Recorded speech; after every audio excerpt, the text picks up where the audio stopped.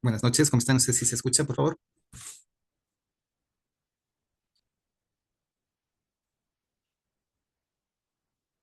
Buenas noches, sí se Buenas escucha. noches. ¿Se escucha? Listo. Listo, perfecto. Ahora empezamos, ¿sí? Se ve la pantalla, ¿no? La presentación.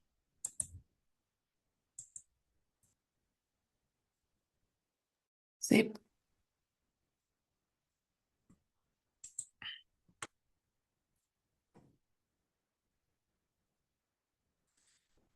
Bueno, buenas noches con todos, ¿sí? Perdón, discúlpenme el retraso, no de inconvenientes.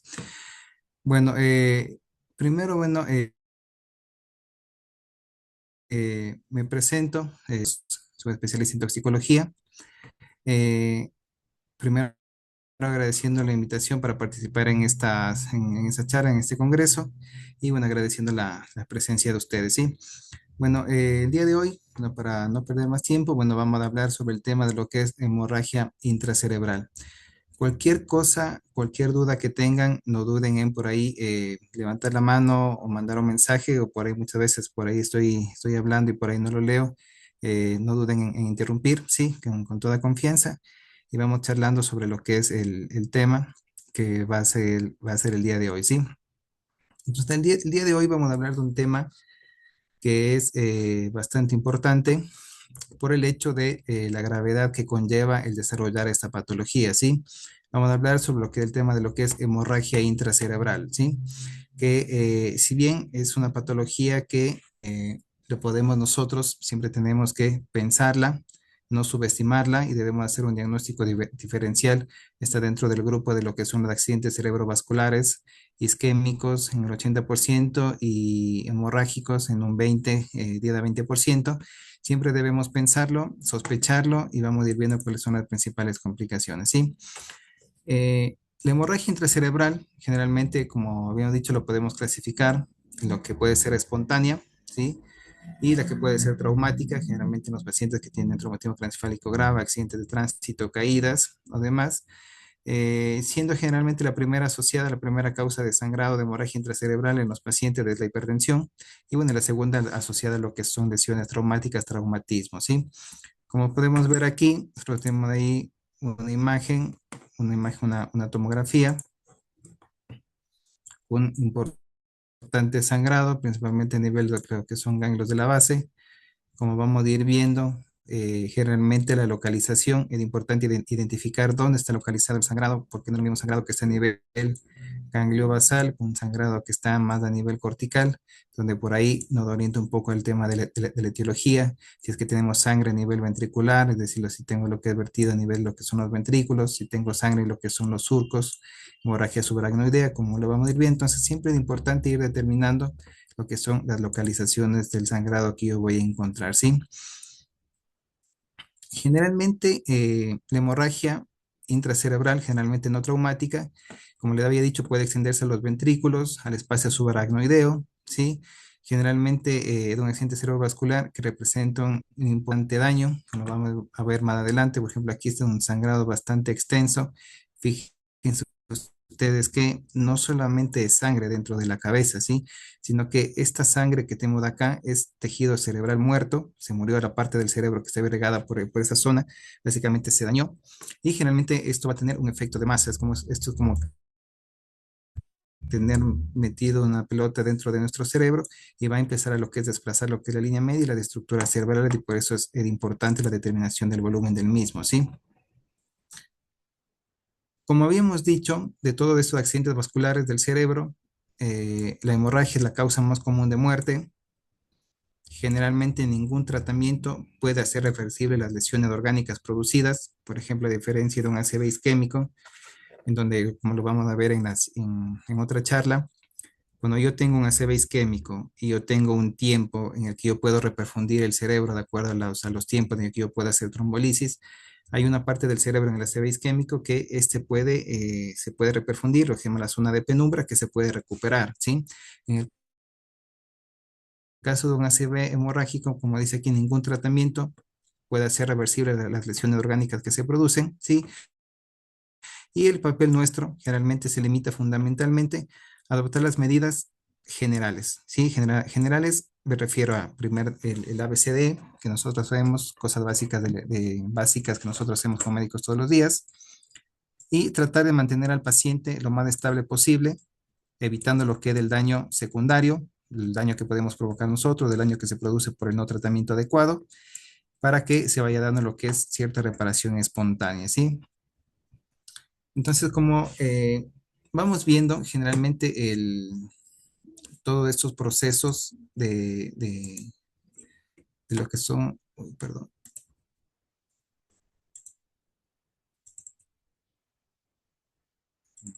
esperen un segundo que se me salió la pantalla.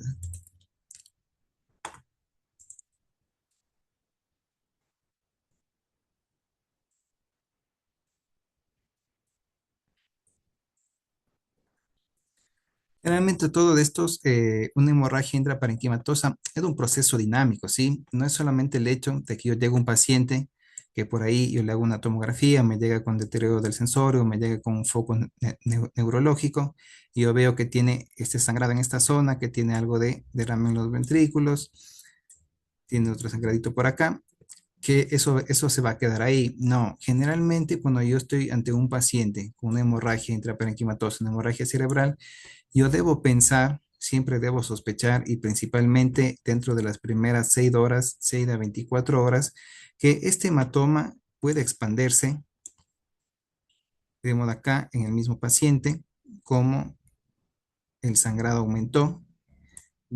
Vemos ya, vemos aquí si nosotros trazamos una línea, que la línea media está parcialmente desviada, pero en el caso del sangrado aumento vemos como la línea media se ha desviado mucho más. Es decir, que hay expansión del hematoma, puede haber edema cerebral y esto lleva a lo que es una injuria secundaria, ¿sí? Entonces, como vemos, este es un proceso dinámico. Generalmente más del 25% de los pacientes se deterioran dentro de un periodo de 24 horas, con más riesgo dentro de las primeras 6 horas, que es algo muy fundamental, ¿sí? Tener en cuenta y no subestimar ese tipo de entes, ¿sí? Como yo les había dicho, uno de los primeros estudios que se hicieron y fue de los más grandes y que llegó a determinar lo que hoy sabemos, generalmente se ha determinado que el volumen del hematoma mayor a 30 centímetros generalmente es predictor de peores resultados, ¿sí? Realmente lo que se ha determinado, lo que nos dicen todas las guías, es que por cada 10% de aumento del crecimiento del hematoma se incrementa el riesgo de muerte, la posibilidad de progresión de peor estado neurológico y funcional al terminar lo que es esto, ¿sí? Entonces, esto es algo que tomar en cuenta. Eh, Siempre cuando nosotros tengamos la posibilidad que nos llegue un paciente, primero vamos a empezar por el hecho de que cuando a mí me llega un paciente con cuadro de deterioro del sensorio o que tiene un foco neurológico, ya sea facial, braquial, crural o en hemiplegia, lo que fuese, nosotros no podemos diferenciarlo de un ACV isquémico. Lo que nosotros debemos hacer es siempre, en lo posible, siempre, porque de hecho uno de lo fundamental para yo poder hacer un diagnóstico es realizar una tomografía. Y cuando yo haga esa tomografía, lo que yo tengo que solicitar al médico, bueno, que lo va a ver, que tiene ahí la posibilidad de ver el informe además, es que me tiene que medir lo que es el volumen del hematoma, ¿sí? Que realmente el volumen del hematoma también lo podemos medir nosotros, tenemos que medir lo que es el diámetro mayor, diámetro menor, y tenemos que ver en dos cortes lo que es el espesor y podemos sacar el volumen de este hematoma, que es algo fundamental, porque como nos habíamos dicho acá, el volumen del hematoma, un volumen mayor a 30 centímetros, 30 ml, es predictor de peores resultados en estos pacientes, ¿sí? Entonces, como habíamos empezado a hablar al inicio, generalmente hablando de la etiología y los factores de riesgo para el desarrollo de hemorragia intracerebral, siempre que nosotros nos llega un paciente con foco neurológico o con deterioro del sensor y por ahí está hipertenso, debemos sospechar que puede tener un sangrado en la cabeza, ¿sí? La principal causa de sangrado de hemorragia intracerebral es la hipertensión arterial crónica, por ahí maltratada siempre, la angiopatía amiloide cerebral, como le había dicho, acá tenemos lo que es un corte del cerebro, donde tenemos en este nivel lo que son ganglios de la base, Acá tenemos lo que es la circulación y lo que son principalmente lo que son las arterias perforantes profundas, que estas arterias son tan delgadas y su pared es un poco más fina, poco desarrollada, que generalmente son susceptibles a cambio de abruptos de presión, que cuando la presión arterial sube, generalmente estas se rompen y es donde producen lo que son estos sangrados, ¿sí? Generalmente se dice, no es una norma, ¿no? Sino, pero generalmente por estadística, que cuando tengo un sangrado a nivel de los ganglios de la base, como vimos en la primera diapositiva, generalmente nos hace pensar que el sangrado puede ser de origen hipertensivo, ¿sí? Mientras que si yo tengo un sangrado generalmente a nivel cortical, es decir, que yo tengo un sangrado mucho más externo, por ejemplo, a este nivel, uno por ahí puede pensar que la primera causa es la angiopatía amiloide, ¿sí? Realmente observen la angiopatía amiloide, el depósito de lo que son depósito amiloide, tipo de proteína que se encuentra alterada, lo que son a nivel de las arterias de los vasos, principalmente lo que son más distales, corticales, y produce lo que son estos sangrados. Obviamente siempre debemos pensar el tema de las coagulopatías, los aneurismas intracraneales, generalmente la localización de los aneurismas a nivel principalmente del polígono de Willis, y cuando tengo un aneurisma roto, generalmente son sangrados que se producen más a nivel de lo que es espacio subaracnoideo. Pensar en malformaciones arteriovenosas, trombosis del seno venoso, infartos venosos, tumores y abuso de drogas, principalmente lo que son drogas simpático-miméticas. Estamos hablando de lo que son, por ejemplo, cocaína, éxtasis, gente joven. Yo voy a pensar en que tengo un chico joven, por ahí una persona que no sea adulta, que no tiene antecedentes de hipertensión arterial, pero que me llegue hipertenso y con foco neurológico, no tengo que descartar o no tengo que dejar de pensar en que la persona puede haber consumido drogas y en el pico de un consumo de droga, de cocaína, éxtasis o cualquier droga simpático-mimética, puede haber provocado un pico de presión elevada y haber provocado un sangrado intracerebral, ¿sí? Entonces siempre debemos tener presentes todas estas causas que son las principales que pueden llevar a un sangrado dentro de lo que es el cerebro, ¿sí?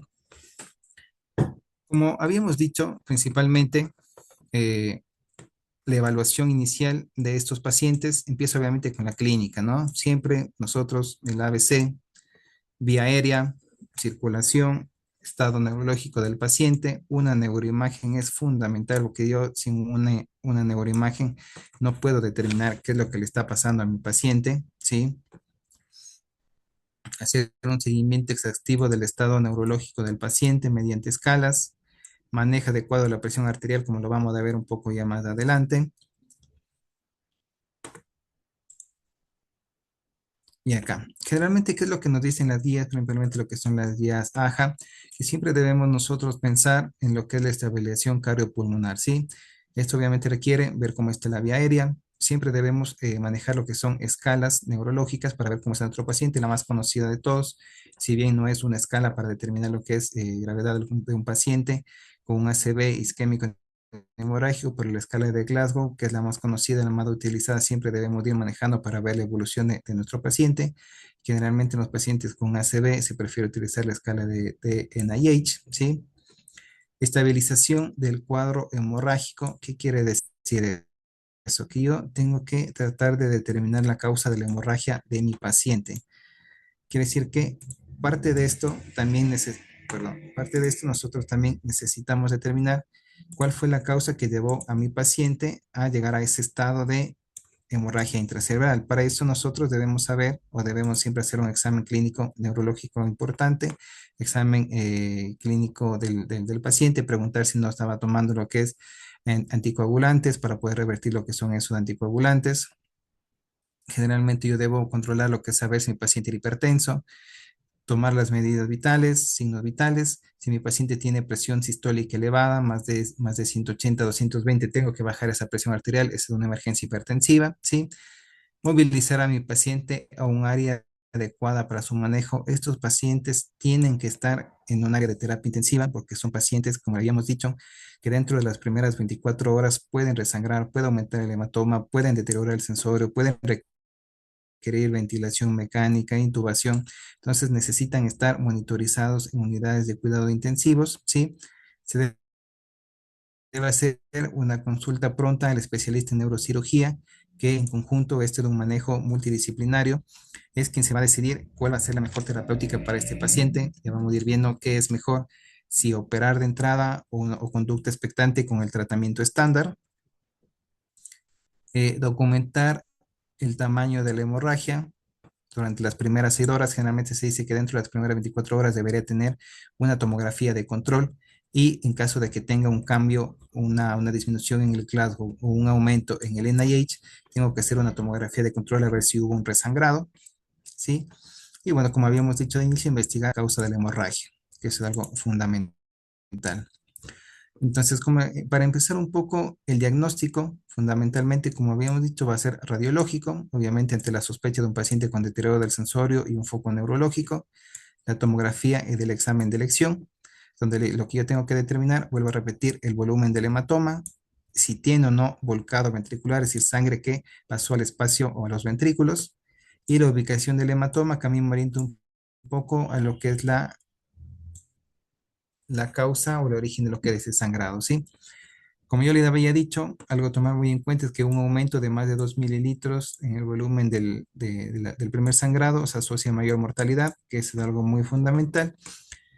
Y algo que nos dificulta mucho a nosotros y el por qué la tomografía es fundamental es que si yo tengo un paciente que tiene un ACV isquémico, yo generalmente no lo voy a poder diferenciar clínicamente porque el paciente se va a presentar de una manera similar. Generalmente el paciente con ACV isquémico se presenta también algo hipertenso, obviamente no tanto en medida como un hemorrágico, tiene un foco neurológico, tiene un déficit neurológico, se puede acompañar con convulsiones, ambos se acompañan con convulsiones, puede ser, pueden presentar vómitos, cefalea. Entonces, he ahí el porqué la importancia de la neuroimagen para nosotros poder hacer una diferenciación de lo que es el cuadro clínico que tiene mi paciente, ¿sí?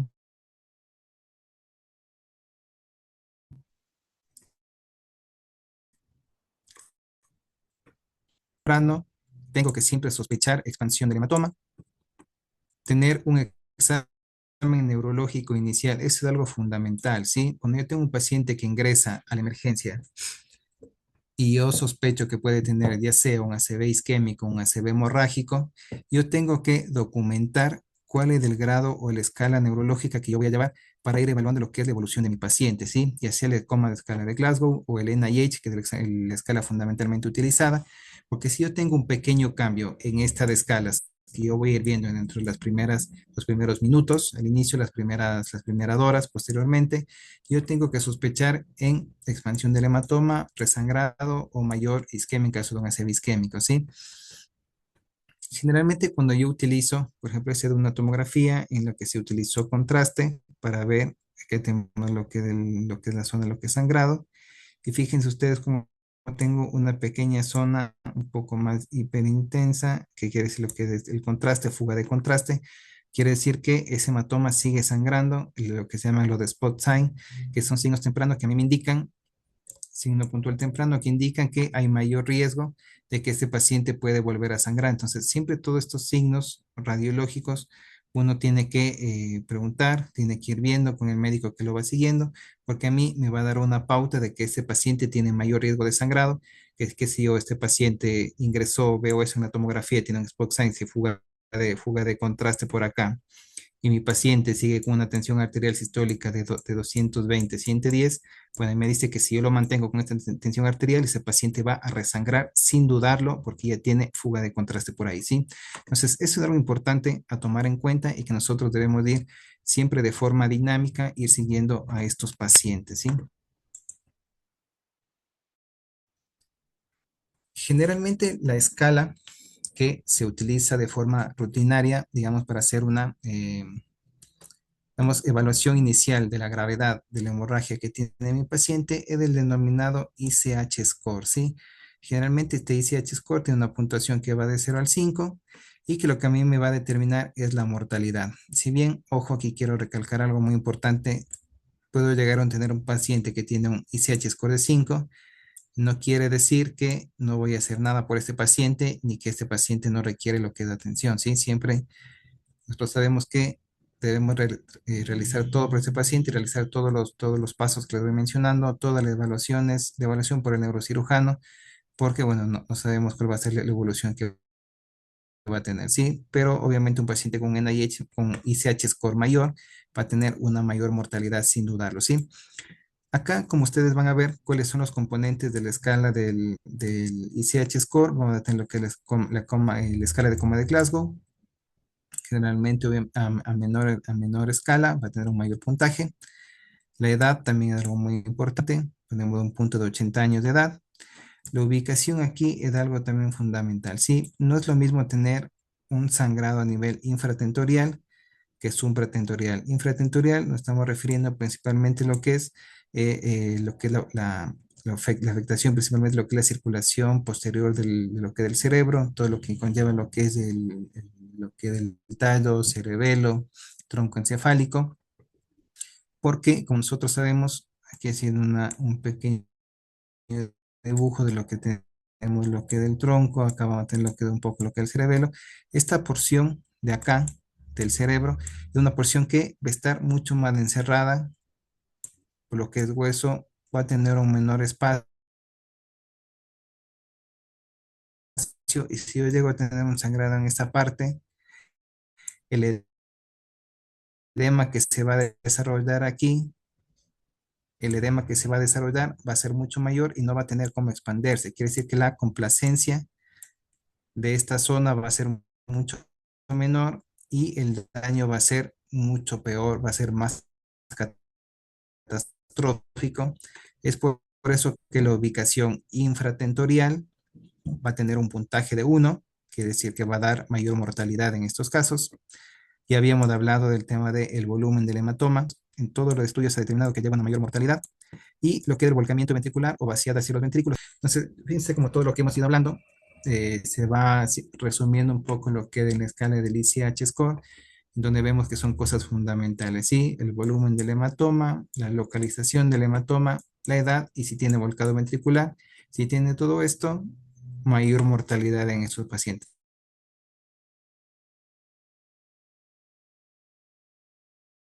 Entonces, esto es algo fundamental a tomar en cuenta y por qué parenquimatosa, ¿sí? Con esta diapositiva, porque por ahí no está tan clara, pero más que nada quiero hacerles ver el hecho de que existe mucha evidencia de clase 1 de lo que se debe hacer, del monitoreo que debemos hacer en relación a presión arterial, en relación al manejo de lo que es la glucosa, en relación al manejo de lo que es la hemostasia en pacientes con coagulopatía, sea secundaria o consumo de anticoagulantes orales, lo que fuese el tratamiento quirúrgico, que lo vamos a ir viendo un poquito más adelante, ¿sí? Entonces, para empezar, vamos a hablar un poco del tema de lo que en estos pacientes, cuál es el manejo fundamental de lo que es la glucemia, ¿sí?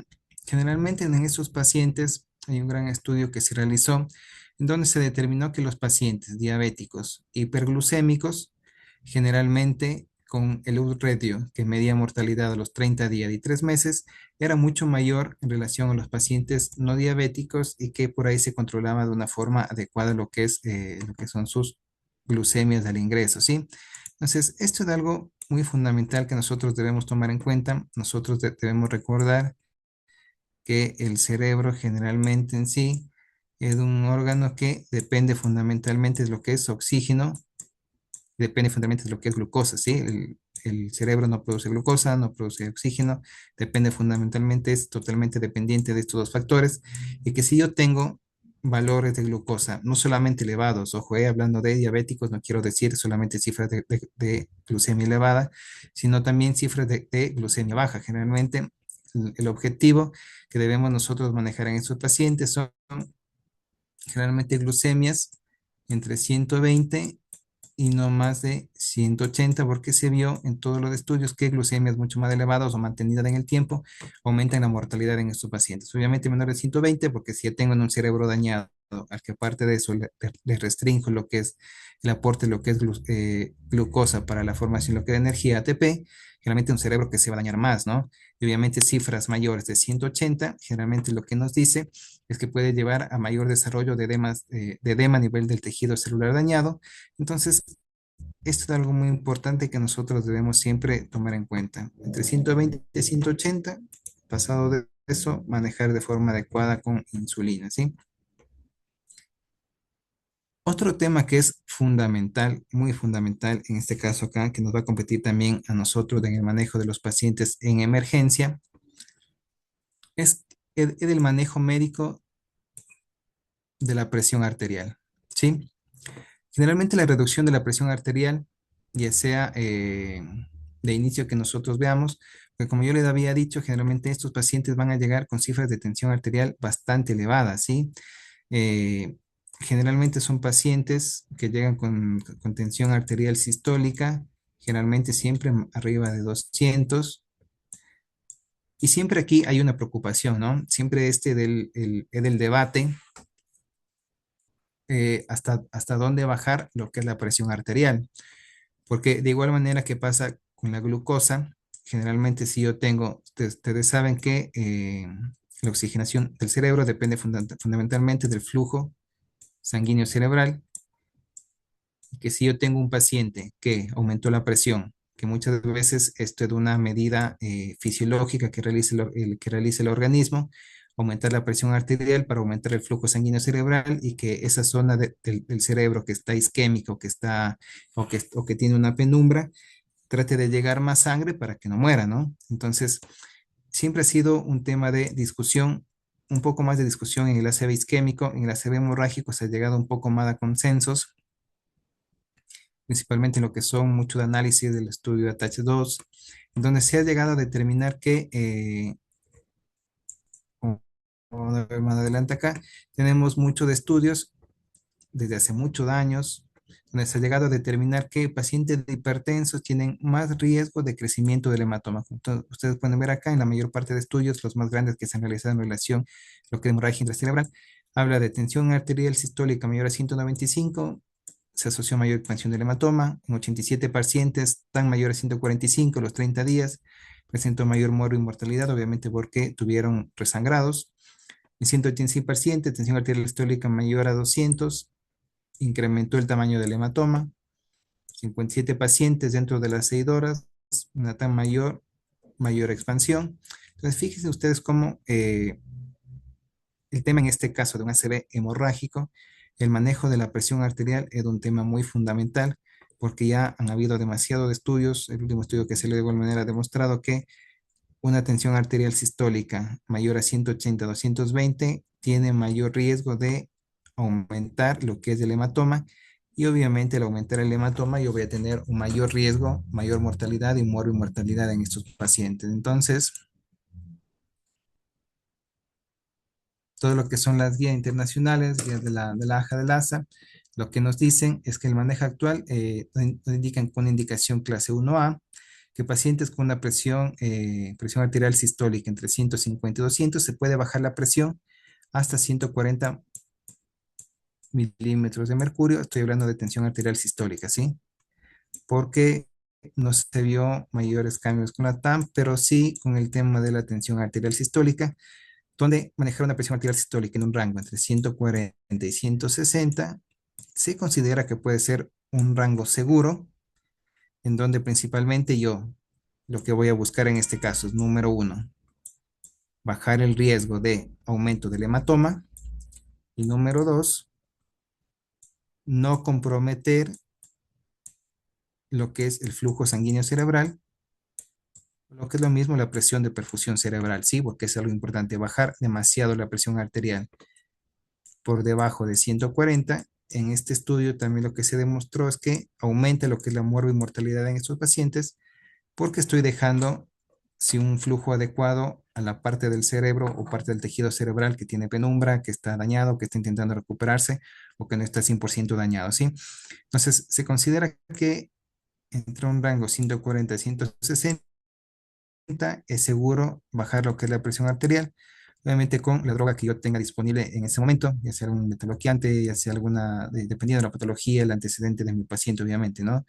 Nitrocruciato, nitroglicerina, la que yo tenga, drogas titulables y por ahí el hecho de que eso también mi paciente debe estar en terapia intensiva, porque yo debo hacer un control estricto de la tensión arterial, ¿sí?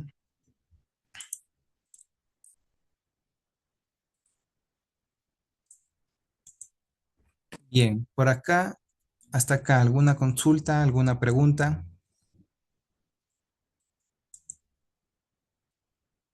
Me revisa si no hay nada en el chat. No, no hay nada en el chat.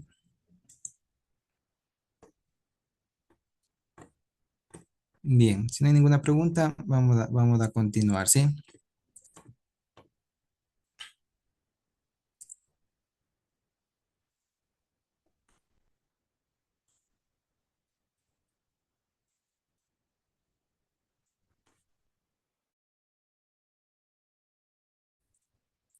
Bien.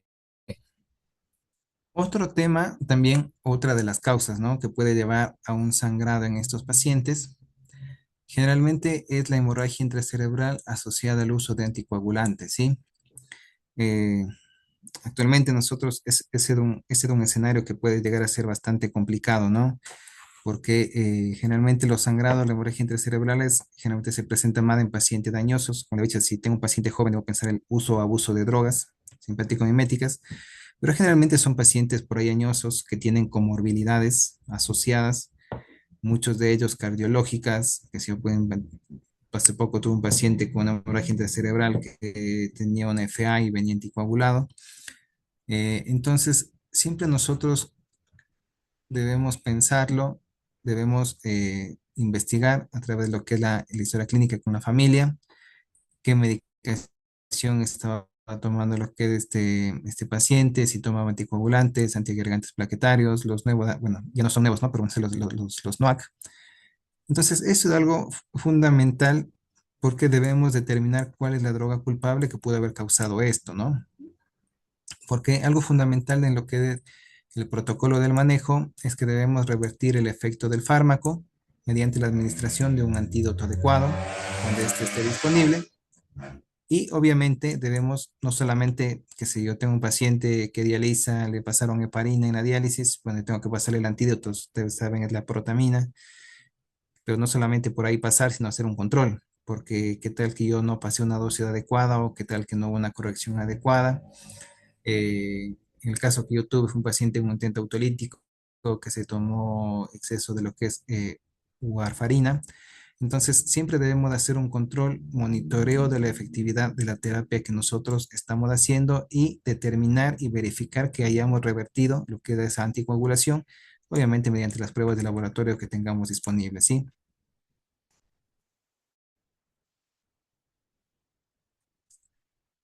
Como nosotros podemos ver, generalmente un paciente anticoagulado no es lo mismo que un paciente que no esté recibiendo ninguna de estas medicaciones. En el mismo escenario clínico, bajo las mismas características, el paciente anticoagulado obviamente va a tener volúmenes de sangrado mucho mayores, que pueden sangrar más. Vemos aquí los distintos estadios de los distintos sangrados, más antiguos, sangrados nuevos. Si es que yo no lo logro controlar de forma inicial adecuada. Acá de igual manera tengo un paciente que en la parte superior, paciente que no estaba tomando anticoagulantes orales, y abajo un paciente con anticoagulantes orales que vamos a ver, obviamente van a ser sangrados mucho más grandes, mucho más extensos, con volcado ventricular importante. Fíjense, esta es la sangre acá en los ventrículos, sangre acá. Y algo muy importante, como lo vamos a ir viendo, fíjense ustedes que no solamente es la sangre, ¿no? Aquí les voy a hacer un adelanto, pero se ve muy bien en esa imagen que no solamente es del volumen de sangre, sino que se empieza a formar lo que es edema. Fíjense ustedes lo que es esta parte es lo que es hipodensa, edema, algo muy fundamental, algo muy importante, porque esto aumenta el volumen de lo que es el daño cerebral. Quiere decir que no solamente por ahí yo tengo un volumen acá, seguramente tiene 40, un volumen bastante grande, sino que el volumen pudo llegar incluso a aumentar un tercio, dos tercios del volumen inicial. Y esto también es algo importante porque no solamente el sangrado, sino el edema que se produce, porque estos pacientes se pueden ir deteriorando a lo largo de los días también, ¿sí? Generalmente las recomendaciones, hay muchos estudios, ¿no? Que han encontrado, que hablan sobre el tema de lo que es la reversión pronta de lo que es la anticoagulación. Y la verdad es que sí, la mayoría de los estudios lo que nos dicen es que hacer una reversión ultra rápida de lo que es la hemostasia de una emergencia, porque esto nos puede reducir el riesgo de que el volumen de ese hematoma intracerebral aumente o progrese, que eso es algo fundamental, ¿sí? Algo muy importante también a tomar en cuenta es la relación entre, bueno, como lo dije, ya no son nuevos, pero bueno, los anticoagulantes del grupo NOAC y los antagonistas de la vitamina K. Generalmente es que no hay mucha diferencia en lo que son factores de seguridad. ¿Qué quiere decir? Que no es que porque esté tomando ácido el hematoma va a ser mayor. Generalmente se ha visto que ya sea con apixaban o cualquier otro de los nuevos anticoagulantes orales, generalmente los tamaños de los hematomas suelen ser igual, la localización suele ser similar. Por ahí un poco más lobar son los asociados a los anticoagulantes antagonistas de la vitamina K. La asociación supratentorial no tiene mayor diferencia, ¿sí? Entonces, generalmente no se ha visto que estos nuevos anticoagulantes, los grupos NOAC, tengan un grado de un margen de seguridad mayor, los antagonistas de la vitamina K. Y sí, el hecho, lo que hay una diferencia importante es que por ahí con estos anticoagulantes yo tengo antídotos mucho más a la mano que estos que son antídotos mucho más específicos, ¿no? Entonces, siempre eso es algo a tomar lo que es en cuenta.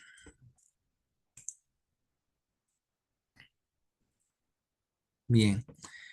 Bueno, y la evidencia nos habla de que los pacientes que reciben algún tipo de anticoagulante deberían recibir de forma rápida y adecuada factores que controlen o reviertan lo que es ese estado de coagulopatía que tiene ese paciente, ¿no? Generalmente, como nosotros sabemos, lo principal o lo que está recomendado en caso de los pacientes que están con algún tipo de anticoagulante, bueno, cuando lo tenemos disponible, ¿no? Generalmente no lo tenemos disponibles, acá en el país es muy difícil conseguir lo que son el concentrado de lo que son factores protrombínicos de la coagulación, serían muchas veces lo que es la mejor opción, mucho más rápido, menor volumen, pero generalmente lo que pasar plasma precipitado generalmente es la mejor medida que nosotros podemos hacer, que la podemos tener mucho más a mano en la mayoría de los hospitales, pero siempre tomando en cuenta, como yo le había dicho, identificar cuál es el tipo de anticoagulante, cuál es el mecanismo de acción que tiene ese anticoagulante que está tomando a mi paciente. Si yo tengo un antagonista de la vitamina K, obviamente tengo que empezar a dar vitamina K, pero igual recuerden que la vitamina K tarda en hacer su efecto, no va a ser de forma inmediata, por eso tengo que pasar ya sea plasma o precipitados. De igual manera, los anticoagulantes, los nuevos anticoagulantes orales, verificar cuál es el que está tomando, ver si mi paciente tiene falla renal. Recuerden que estos son dependientes de lo que es la tasa de filtrado glomerular para lo que es su eliminación, última dosis. Entonces, siempre de nosotros debemos preguntar y tomar en cuenta para revertir y manejar lo que son estos procesos, ¿sí? Eh, Generalmente, como le había dicho, vitamina K antagonistas, uso de vitamina K, lo que es plasma, factores inhibidores del factor 10A. Siempre nosotros debemos saber. Algo importante que menciona acá también, por ejemplo, en el caso que yo tuve de muchos intentos autolíticos o pacientes que no venía tomando, no entendió cómo tomar lo que es esta medicación, cuándo fue la última dosis. Por ejemplo, en este paciente, si un intento autolítico, nunca olvidar el tema de lo que es la intoxicación, un intento autolítico por anticoagulantes, algo muy importante. Los inhibidores directos, la trombina, la Vigatran, recuerdan ustedes de los nuevos anticoagulantes orales, el idarucizumab, realmente es muy difícil conseguirlos, muy difícil conseguirlos, pero bueno, debemos siempre nosotros tomar en cuenta, recordar cuáles son los antídotos para cada anticoagulante, ¿sí?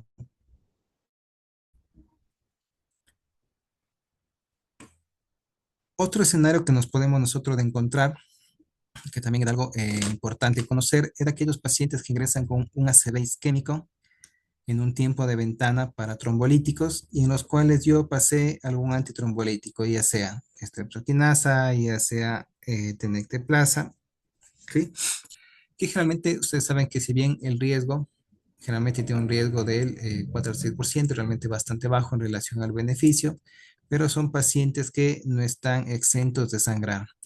Ante un paciente que yo pasé un fibrinolítico y que por ahí deterioró el Glasgow, el NIH aumentó y mi paciente le hago una nueva tomografía, obviamente suspendí el fibrinolítico, ¿no? Suspendí el fibrinolítico, hago tomografía, vi que hubo transformación hemorrágica. ¿Qué es lo que tengo que hacer? Obviamente manejar ese nuevo sangrado. ¿Cómo lo vamos a hacer? Crioprecipitados, generalmente 10 unidades, algún antifibrinolítico, ácido tranexámico dentro de la indicación, ¿sí? Pacientes con antiagregantes plaquetarios generalmente no está indicado pasar plaquetas porque se ha visto que si yo tengo un paciente que está tomando aspirina, clopidogrel y paso plaqueta, tienen peores resultados. Eso es algo también importante que también tiene que recordar.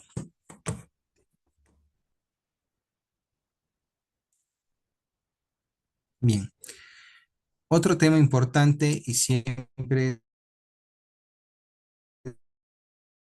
también es controversial cuando diagnostiqué que tiene una hemorragia intracerebral o que por ahí no ingresa convulsionando, pero que tiene sangre en la cabeza y muchas veces hemos escuchado nosotros, paciente con sangre en la cabeza tiene mayor riesgo de convulsiones. Bueno, más o menos las guías americanas, europeas, concuerdan en el manejo de las convulsiones, ¿sí? Generalmente lo que nos dicen las guías, un nivel de evidencia clase 1A, que si yo tengo un paciente con sangrado intracerebral que convulsiona, obviamente tengo que dar tratamiento y dejar profilaxis para las convulsiones, lo que son las guías americanas. Tengo que tratarlos con anticonvulsivantes. Pero lo que nos dice y lo que sí concuerdan y que también son claras es que si yo tengo un paciente con hemorragia intracerebral, pero que no ingresa convulsionando y que durante los días no presentó una convulsión, es que la profilaxis anticomicial no está recomendada, ¿sí? Esto es algo también debemos tomar en cuenta. No todo paciente que ingresa con hemorragia intracerebral tengo que colocarle un anticonvulsivante de cajón dentro de las indicaciones que yo voy a realizar, porque nos ha visto beneficio, nos ha visto que eso cambia el pronóstico del paciente y ni que tampoco vaya a haber una reducción en la incidencia de lo que son convulsiones, ¿sí? Entonces, eso es algo también muy importante a tomar en cuenta y que también es mucho más fácil en las unidades de terapia de intensivas, en donde por ahí yo puedo tener un paciente con un monitoreo electrocardiográfico, puedo tener un paciente con monitoreo, lo puedo tener un paciente con monitoreo con bicis, que el paciente deterioró el sensor y lo tengo intubado y por ahí sedado. Entonces, fíjense ustedes que hay también nuevamente la importancia porque estos pacientes tienen que estar monitorizados en una unidad de terapia intensiva, porque muchas veces recuerdan ustedes que yo puedo tener estatus que no sean convulsivos, que se pueden presentar como ausencia y por ahí yo lo estoy pasando por alto y que también ese tipo de convulsión aumenta la mortalidad en estos pacientes. Entonces, siempre debemos sospecharlas. Como le digo, de inicio, si mi paciente no presenta convulsión, no está recomendado la profilaxis. Si mi paciente convulsionó desde el momento que ingresó o en algún momento dentro de ese ingreso, sí se puede indicar tratamiento anticomicial, pero siempre toman en cuenta también que debo tener un monitoreo de lo que son estos pacientes en las primeras 72 horas, donde hay la mayor incidencia de lo que son eventos convulsivos, ¿sí? Mediante electroencefalograma o mediante lo que es lo que del BIS, el monitoreo continuo, ¿sí? Entonces, como les había dicho, generalmente todos los estudios, los mayores estudios de la TAT indican que no está recomendado de por sí lo que son la profilaxis dentro de lo que son al inicio, pero cuando se presentan sí tratarlos porque una convulsión generalmente lo que provoca es mayor incremento del edema, mayor consumo metabólico, mayor hipoxemia del cerebro y puede empeorar lo que son los outcomes neurológicos en estos pacientes.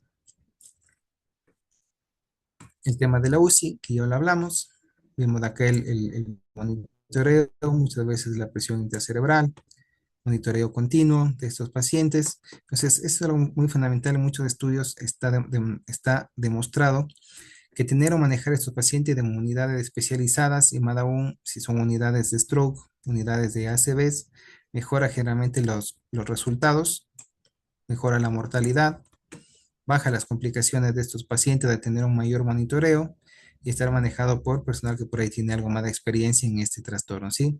Además de que generalmente nosotros debemos siempre pensar, fíjense usted acá, tenemos un personal de salud que va a evaluar un paciente y que estos pacientes muchas veces en las terapias intensivas muchas veces se hace más adecuado lo que es el manejo de lo que es la disfagia, ¿sí? Muchos de estos pacientes con foco neurológico, un daño neurológico, muchas veces nosotros por ahí lo podemos pasar por alto porque por ahí no lo vemos donde se hacen las pruebas adecuadas, el manejo por el fonoaudiólogo, el terapista respiratorio, de realizar un examen adecuado para valorar lo que es la disfagia, que no se esté el paciente broncoaspirando y que pueda tener complicaciones posteriores. Entonces, eso es algo también fundamental a tomar en cuenta.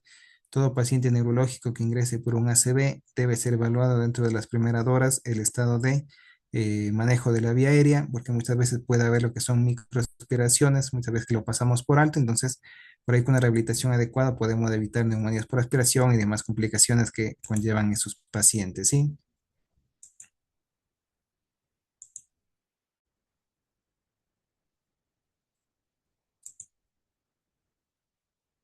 Bien, como yo les había dicho, generalmente dentro del tratamiento y dentro de la evolución, el diagnóstico y el seguimiento que yo hago en estos pacientes, yo siempre tengo que tomar en cuenta que hay dos variables, generalmente dos variables o dos momentos en lo que es la evolución de la hemorragia intracerebral, ¿sí? La primera está asociado al hematoma en sí, que ya lo vimos mediante la escala del ICH score, dónde está localizado, cuál es el tamaño del mismo, ¿sí? Y el otro es el efecto de masa que está generando, como es el tema de el edema que se produce, como vieron la imagen que les mostré, como el edema que aumenta, porque generalmente lo que nos dicen la mayoría de lo que son los estudios, es que la progresión del efecto de masa que puede psico o va a dar lo que es el pronóstico futuro de estos pacientes, ¿sí? Generalmente dentro de las 2 semanas, la segunda o tercera semana, puedo tener un aumento importante en lo que es del edema, asociado principalmente no solamente al hematoma, sino al edema provocado por la hipoxia que se genera. Entonces, es importante el por qué estos pacientes deben ser siempre, si bien por ahí pueden salir de la terapia intensiva y todo, pero nosotros debemos saber que el área hipodensa cerebral perihematoma es un área que actúa como efecto de masa y que dentro de un periodo de 2 a 3 semanas, se puede aumentar y puede provocar cambios o deterioros del sensorio en estos pacientes. Y ahí el por qué estos pacientes deben seguir siendo monitorizados durante un tiempo adecuado, ¿sí? Y el por qué la tomografía de control dentro de las primeras 24 horas también es fundamental, ¿sí? Acá nuevamente lo que le había indicado, fíjense, es como de inicio tengo un hematoma que por ahí tiene un diámetro menor de 16,8, uno mayor de 41, y fíjense cómo ustedes a la evolución tenemos ya un hematoma que aumentó en tamaño, no el hematoma, sino la lesión secundaria al edema y pasó con un diámetro menor de 16 a 30, casi el doble. Fíjense cómo aumentó el tamaño. Nosotros hacemos una medición y trazaríamos una línea acá de la línea media. Vemos que la línea media está parcialmente mantenida. Y acá vemos que el efecto de masa genera ya un pequeño desvío de la línea media, ¿sí?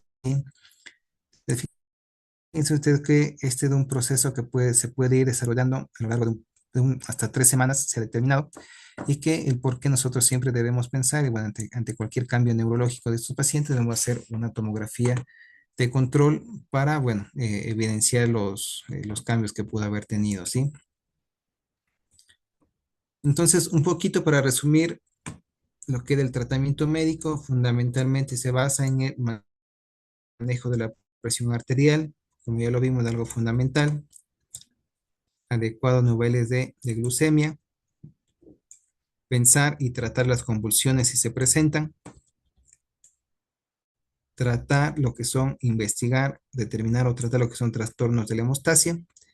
Y esto es algo fundamental dentro de lo que es el manejo inicial de estos pacientes. Esto lo estoy hablando dentro de lo que son los primeros minutos que va a ingresar mi paciente y durante el periodo que lo vamos a tener monitorizado, ¿sí? Ahora, otra pregunta que es importante, estos pacientes, el tema quirúrgico. Como yo les había mencionado, esto requiere lo que es una evaluación multidisciplinaria. Esto es algo muy necesario, ¿sí? Debemos de involucrar a todas las personas que se relacionan con esto, neurólogos, neurocirujanos, principalmente intensivistas, porque esto requiere un enfoque integral. Podemos tener varias opciones, bueno, no varias, de hecho son pocas, contadas, pero bueno, hablamos de una intervención temprana que hace a la hora de las primeras 24 horas, o de nuevas técnicas que se están manejando actualmente, técnicas mínimamente invasivas, que habla principalmente de lo que es la aspiración guiada por imágenes del coágulo y trombolisis del mismo, sin llegar a abrir completamente el cerebro. Pero, ¿qué es lo que nos dice la evidencia con respecto a este? Este fue uno de los mayores estudios que se hizo, uno de los más recientes, el estudio de Stitch, donde se comparó lo que es la cirugía inicial versus lo que es el tratamiento convencional, que es el tratamiento que hemos hablado nosotros, ¿sí?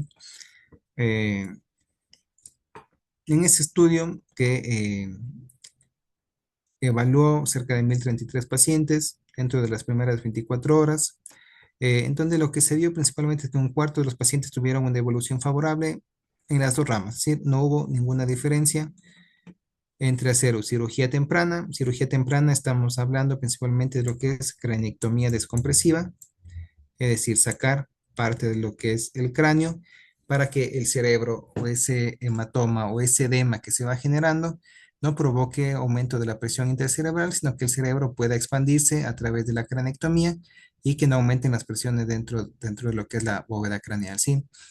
Y el otro tratamiento, este es el primero, y el otro tratamiento, la segunda rama, se fundamentó principalmente en lo que es el manejo clínico, es decir, tengo un paciente que requiere intubación, intubarlo, sedarlo, manejo de la presión arterial, manejo de lo que es del edema, medida de antiedema iniciales, y que si mi paciente llega a deteriorar el Glasgow y hago una tomografía o un ultrasangrado, recién en ese momento hacer una craniotomía descompresiva, es decir, una craniotomía compresiva secundaria, no de inicio, ¿sí? Entonces, lo que se vio en el estudio es que no hubo ninguna diferencia entre las dos ramas, si bien el estudio tuvo varias críticas en cuanto a la randomización del mismo, fue concluyente en el tema de que no hubo un beneficio importante en lo que es craniotomía temprana. El único beneficio encontrado sí fue en el tema de lo que es mortalidad. Obviamente estos pacientes que se les hizo craniotomía descompresiva se murieron menos, pero, pero aquí viene un pero muy importante, es que estos pacientes quedaron peor. Estoy hablando de el estado neurológico. Muchos de estos pacientes quedaron con Glasgow muy bajos, NIH muy altos, dependencia total, tracheostomizados, dependientes para todas las actividades de la vida, pero bueno, obviamente sobrevivieron más porque evité lo que es la hipertensión endocraniana por ahí en su primer momento, pero no se vio un beneficio hablando de lo que son resultados finales, ¿sí? Hablando de lo que es funcionalidad. Existen muchos otros estudios donde se habla de la cranectomía descompresiva. Esto también es algo que es bastante controversial, estudios muy clásicos en relación al drenaje del hematoma o no, si la cranectomía descompresiva sola para evitar la hipertensión endocraniana, igual que el estudio Stitch, que es de los más recientes, pero no encontró diferencia o mejoría en relación a la morbilidad, más sí en la mortalidad, como les había dicho. Es decir, son pacientes que vivían más, pero con outcomes neurológicos severísimos, outcomes neurológicos realmente malísimos, ¿no? Lo que le había mencionado un poquito, el tema de lo que se está haciendo actualmente, lo que es a través de, yo tengo acá el cráneo, a través del cráneo, mediante guiado por imágenes, ingreso lo que es un catéter, trato de buscar lo que es, aspiro el hematoma, o inyecto lo que da alteplase, un trombolítico para eliminar todo lo que es la sangre acá y sacar y evitar que haya un mayor volumen de este hematoma y que el volumen sea dado simplemente por lo que de un poco de lo que del edema, pero estoy disminuyendo el volumen de lo que es hematoma. Bien, se hizo este estudio, el estudio MISTI-3, en donde se randomizaron pacientes para hacer tratamiento convencional y lo que era hacer lo que es el tratamiento mínimamente invasivo, en donde con una P no estadísticamente significativa no se vio mayores diferencias en lo que son los resultados finales, hablando precisamente de lo que es mortalidad y morbilidad. Estos no fueron los resultados que se esperaba de este estudio, la verdad se esperaba que tengan un resultado bastante positivo, pero bueno, estos fueron lo que se obtuvo. Eh, lo que sí se encontró es que por ahí cuando más temprano se evacúa el hematoma, por ahí el beneficio puede ser algo mayor en una pequeña corte de pacientes del mismo estudio, ¿no? Pero no hubo mayor diferencia. Bien, ¿y qué es lo que nos dicen las guías? ¿Cómo nosotros debemos manejar esto? Generalmente, una rápida evacuación del hematoma no ha demostrado beneficio en relación a la evacuación del hematoma con el paciente deteriora el sensorio, que sería el manejo estándar. Sí, eso es algo fundamental. Quiere decir que de inicio no craniotomía descompresiva, que es lo que se maneja actualmente, y que también las técnicas invasivas, lo dice acá en el punto 6, no está subrayado, generalmente tampoco hay certeza de que su uso sea demasiado favorable, así que todavía no tienen una recomendación fuerte para su utilización. Un poco ya para ir terminando, otro tema importante es la colocación de lo que es un drenaje ventricular. ¿Requiere mi paciente un drenaje ventricular o no? Bueno, eso va a depender. Por ejemplo, yo tengo acá un paciente donde hizo una tomografía. Es un paciente que por ahí probablemente tuvo una hemorragia subaracnoidea. Nosotros por ahí vemos de acá, nosotros tenemos sangre a nivel de lo que es el cuarto ventrículo. Como nosotros sepan ustedes que generalmente la sangre provoca que no circule de forma adecuada el líquido cefalorraquídeo. Esto puede provocar lo que es aumento de lo que es el nivel de los ventrículos supratentorial, una hidrocefalia supratentorial, y esto puede hacer que aumente o empeore lo que es la presión intracerebral, aumento de la presión intracerebral. Entonces, en casos cuando yo tengo un sangrado importante, cuarto ventrículo, sangrado a nivel de lo que son ventrículos de acá de igual manera, dilatación de los mismos, un tercero dilatado acá. Entonces, yo sí puedo pensar en lo que es la colocación de un drenaje ventricular externo, una DVE, que aparte de permitir a mí drenar lo que es un poco de líquido, va a ser algo terapéutico también y también me va a ayudar a mí a determinar o poder medir lo que es la presión intracraniana y poder drenar líquido cefalorraquídeo en caso de aumento de la presión intracraniana. Me ayuda a que esa sangre también pueda salir un poco y que no se desarrolle hidrocefalia. Entonces, está recomendado en casos seleccionados, cuando yo tengo evidencia imaginológica de sangre a nivel cuarto ventrículo y que este me está provocando una hidrocefalia supratentorial, ¿sí?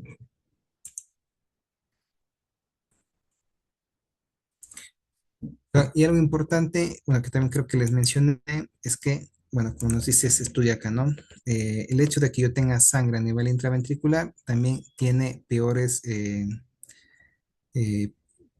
me indica a mí que este paciente le va a ir peor, ¿sí? Generalmente uno de los más grandes estudios realizados donde se toman pacientes, se evalúa y se encontró que la presencia de hemorragia intraventricular en estos pacientes eh, tiene una incidencia alta y que estos pacientes son los que se mueren más. Entonces, nuevamente, recuerdan ustedes que dentro del score, del ICH score estaba volcado ventricular. Bueno, es por este motivo, ¿sí?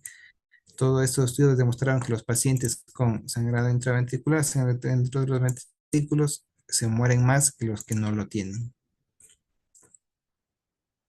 Entonces, ¿qué es lo que nos dice la evidencia en relación al tratamiento quirúrgico de la hemorragia intracerebral?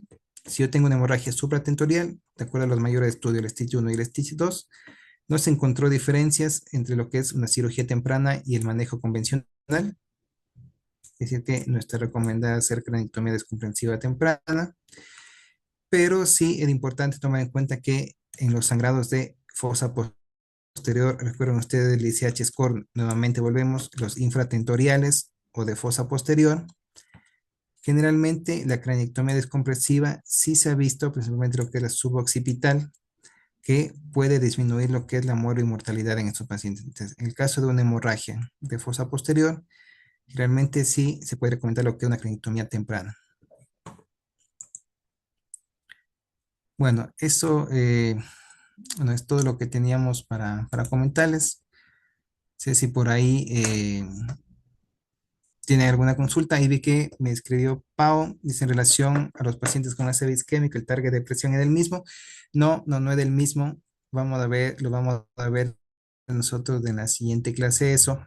Generalmente, eh, en el tema de lo que es, creen ustedes un poco lo que es el tema de lo que es urgencia hipertensiva, no es lo mismo con emergencia hipertensiva, por ahí, en la emergencia hipertensiva, por ahí el sangrado, la hipertensión fue la causa que llevó al sangrado, entonces ahí sí tengo que pensar en bajar la presión alta, en cambio en la urgencia la presión arterial es un epifenómeno, es decir que la presión arterial aumenta, como yo le había dicho en el caso de un ACV isquémico, porque yo tengo un área de penumbra en donde el aumento de la presión o de la TAM, la tensión arterial media, hace que aumente la presión de flujo sanguíneo cerebral y eso hace que esa área de penumbra se pueda mantener y que haya menor daño del cerebro, se da alguna respuesta fisiológica, ¿sí? Entonces, en un ACV isquémico no está recomendable bajar la presión a ese nivel. Generalmente lo que se recomienda dentro de las primeras horas es por ahí bajar como máximo un 20%, como máximo, muchas veces se lo mantiene el paciente en esa condición, pero como le digo, hay que hacer una diferenciación, ¿sí? Es en relación a la pregunta que me había hecho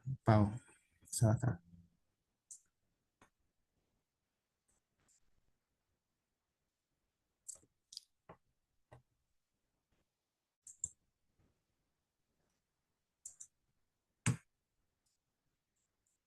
Bueno, si no tienen alguna otra pregunta, bueno, creo que nos vamos a ver en la siguiente clase de igual manera. Si por ahí se les ¿Tienen alguna otra pregunta? ¿Lo quieren hacer en la siguiente charla? No hay ningún problema. Sí, encantado. Así que por ahí la siguiente charla vamos a hablar de lo que era servicio químico para continuar en la misma línea. Y bueno, cualquier duda que tengan, un gusto. Y si no, nos vemos en la siguiente clase, ¿sí?